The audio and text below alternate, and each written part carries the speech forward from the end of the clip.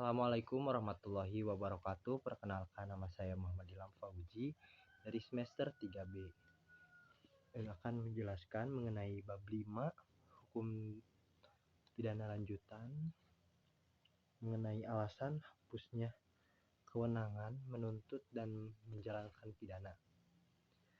Alasan dihapusnya kewenangan menuntut: yang pertama, tidak adanya pengaduan pada delik aduan.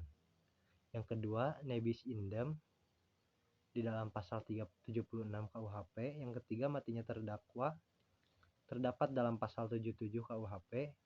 Yang keempat, kadaluarsa terdapat di dalam pasal 78 KUHP. Yang kelima, penyelesaian di luar beracara atau afdoening buiten proses terdapat di dalam pasal 82. Yang keenam, adanya abolisi dan amnesti diatur di luar KUHP. Yang pertama, tidak adanya pengaduan pada delik aduan. Dalam buku ke-1 KUHP tidak ada pengaturan khusus tentang delik aduan, melainkan diatur di dalam buku kedua KUHP tentang kejahatan. Sedangkan dalam buku ketiga tidak dikenal dengan adanya delik aduan. Macam-macam delik aduan: yang pertama ada delik aduan mutlak atau absolut. Yang kedua ada delik aduan relatif. Kemudian ada keistimewaan atau kekhususan delik aduan absolut. Yang pertama, dalam delik aduan absolut yang diadukan adalah peristiwa hukumnya. Yang kedua, dalam delik aduan absolut pengaduannya tidak dapat dipisah-pisahkan.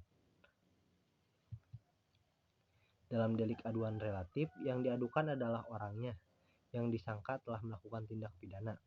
Dalam delik aduan relatif pengaduannya dapat dipisahkan, yang artinya pelaku atau peserta kejahatan tidak dapat dituntut apabila tidak disebutkan.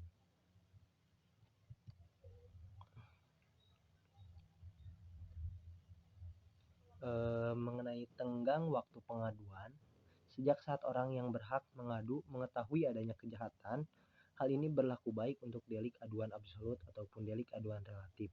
Adapun kadaluarsa pengaduan adalah setelah 6 bulan apabila korban bertempat tinggal di Indonesia dan 9 bulan apabila bertempat tinggal di luar Indonesia. Diatur di dalam pasal 74 KUHP. Yang kedua, nebis indem diatur dalam pasal 76 KUHP. Istilah nebis indem atau nemo debit bis vexari yang berarti tidak atau jangan dua kali yang sama. Syarat-syarat nebis indem: yang pertama ada putusan hakim yang mempunyai kekuatan hukum tetap. Yang kedua, putusan yang dijatuhkan berlaku untuk orang yang sama. Dan yang ketiga, perbuatan yang dituntut kedua kali adalah sama dengan yang pernah diputus. Yang ketiga, matinya terdakwa. Kewenangan menuntut pidana menjadi hapus dengan matinya terdakwa. Hal ini didasarkan karena subjek hukum pidana hanyalah orang, sehingga yang dapat mempertanggungjawabkan suatu perbuatan yang berupa tindak pidana hanyalah pelaku tindak pidana tersebut. Yang keempat, daluarsa atau verjaring. Alasan diberlakukannya daluarsa adalah karena sangat mempengaruhi daya berlakunya penuntut, sehingga yang pertama memperlemah ingatan terhadap gangguan atas ketertiban yang telah dilakukan. Yang kedua, menyulitkan pembuktian karenanya memperkecil kemungkinan akan berhasilnya penuntutan. Batas waktu daluarsa menurut pasal 78 KUHP: yang pertama, untuk semua kejahatan dan pelanggaran yang dilakukan dengan percetakan adalah 1 tahun. Untuk kejahatan yang diancam hukuman denda, kurungan atau pidana penjara paling lama 3 tahun.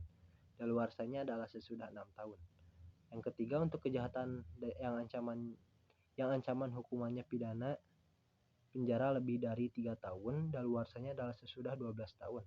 Sedangkan untuk kejahatan yang diancam pidana mati atau seumur hidup, daluarsanya adalah sesudah 18 tahun.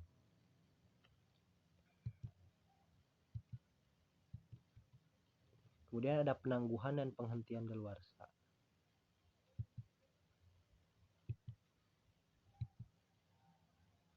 Kemudian ada penyelesaian di luar beracara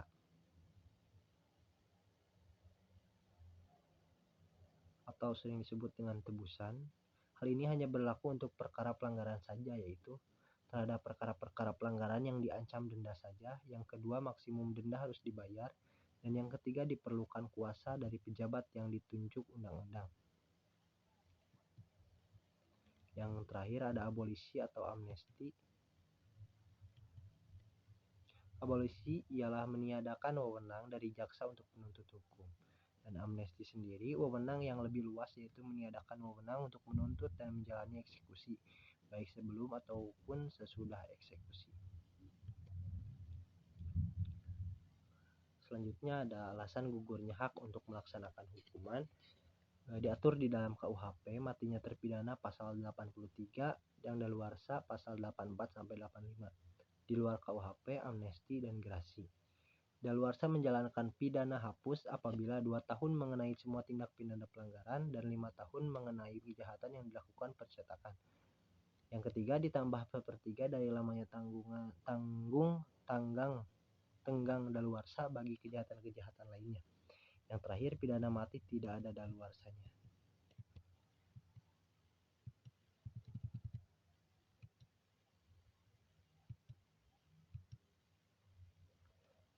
Ada pula macam-macam gerasi. Yang pertama ada gerasi duduk, yang kedua ada gerasi jalan, yang ketiga ada gerasi jabatan.